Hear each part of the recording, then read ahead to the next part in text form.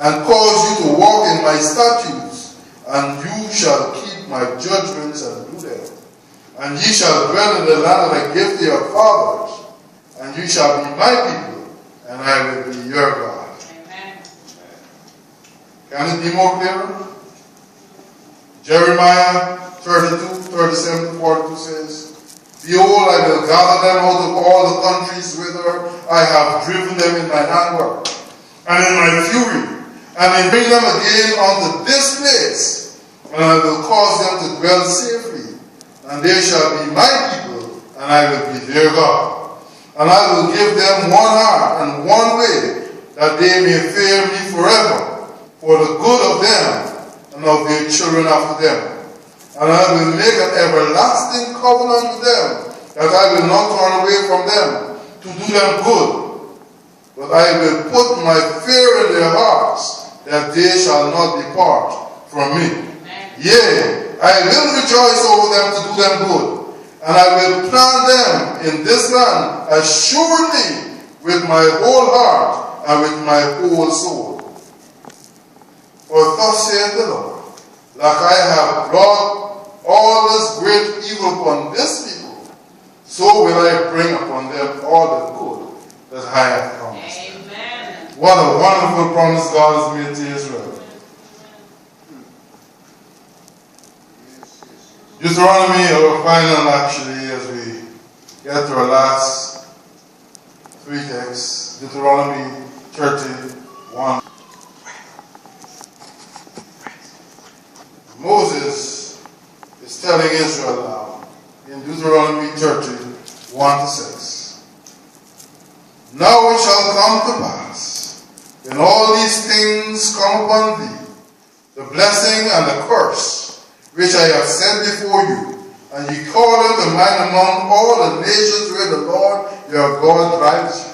So Moses knew that Israel was going to be driven into all the nations. This is what he's declaring to Israel. He says, now it shall come to pass when all these things come upon you, the blessings and the curse which I set before you, and you call them to mind among all the nations where the Lord your God drives you, and you return to the Lord your God and obey his voice, according to all that I command you today, you and your children with all your heart and with all your soul, that the Lord your God will bring you back from captivity and have compassion on you and gather you again from all the nations where the Lord your God has scattered you. If any of you are driven out to the farthest parts on the heaven, from there will the Lord your God gather you, and from there he will bring you.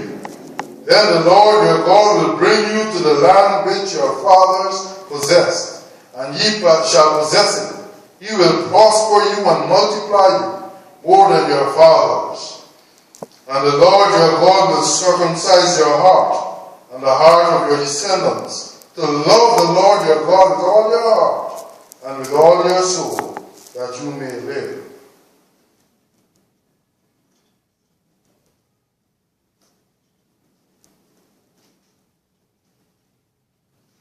So then, when will Israel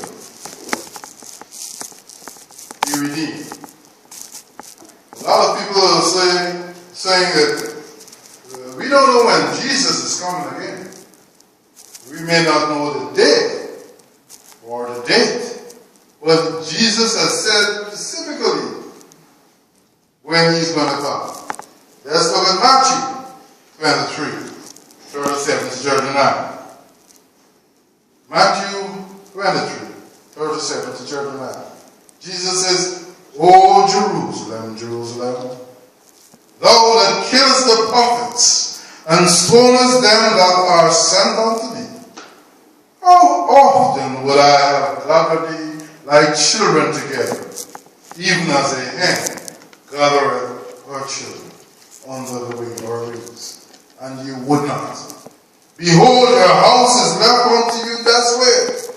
For I say unto you, ye shall not see me henceforth, till ye shall say, Blessed is he that cometh in the name of the Lord.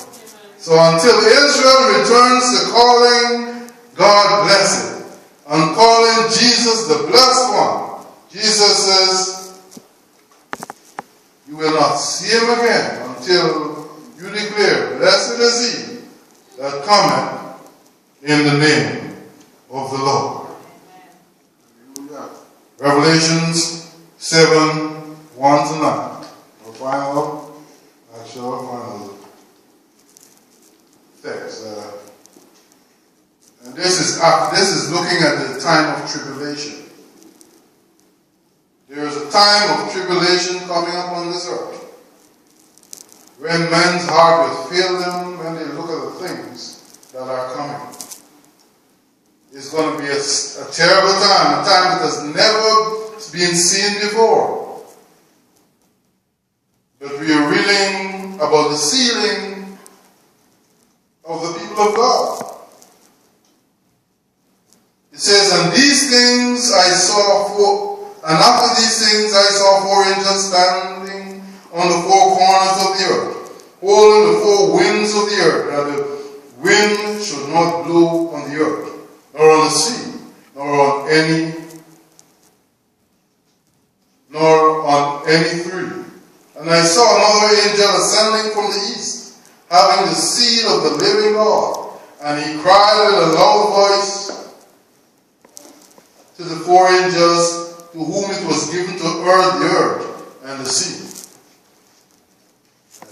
saying, hurt not the earth, neither the sea, nor the trees, till we have sealed the servants of our God in their foreheads. And I heard the number of them which were sealed. They were sealed 144,000 of all the tribes of Israel. And the tribes of Israel are listed all the way down.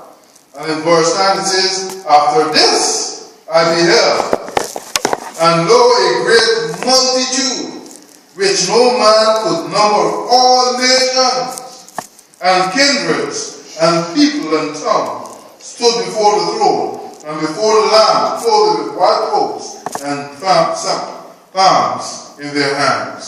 Remember when Paul was speaking to the Gentiles in Romans, what he said? He said they will be a grafted into.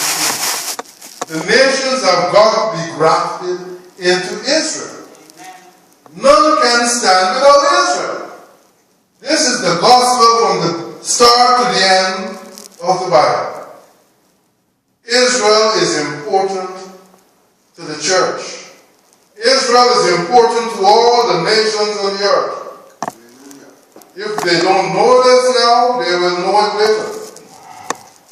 Because you can only come in to the tree that has already been elected. And the elect of God is Israel. Everything, everyone has to be joined to that tree.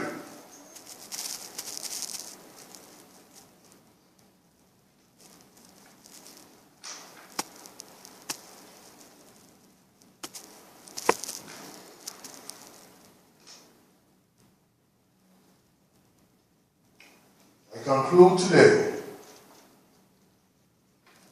with these Gospels.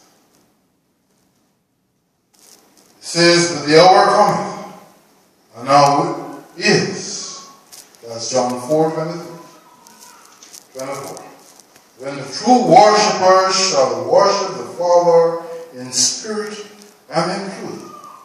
For the Father seeketh such as to worship him. God is spirit, and they that worship him must worship him in spirit and in truth. It's time for us to wake up to the truth of who we are and how we should worship our God. And ye shall know the truth, and the truth shall make you free. It is time for the people of God to wake up.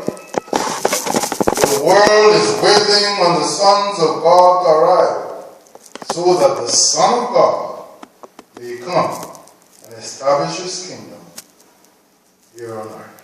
Amen. God bless us all. Amen.